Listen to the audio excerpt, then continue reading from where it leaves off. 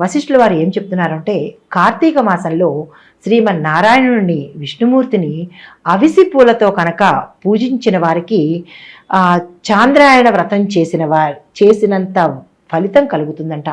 అంటే అవిసి పూలతో శ్రీమన్నారాయణుని కనుక మనం ఈ కార్తీక మాసంలో పూజించినట్టయితే చాంద్రాయణ వ్రతం చేసినంత మహత్యము, ఆ వ్రతం చేస్తే ఎంతటి ఫలితం వస్తుందో అంతటి ఫలితము, అంతటి పుణ్యము మనకి కలుగుతుందన్నమాట.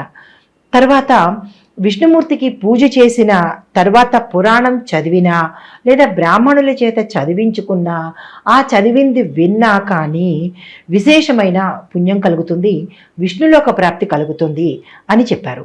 ఉదాహరణగా నీకు ఒక చిన్న కథ చెప్తాను మహర్షి రాజా విను అని చెప్పి వశిష్ఠ మహర్షి ఒక చిన్న కథ చెప్తున్నారు. ఆ కథ ఏంటంటే, పూర్వం కళింగ దేశంలో మందరుడు అనే బ్రాహ్మణుడు ఉండేవాడు.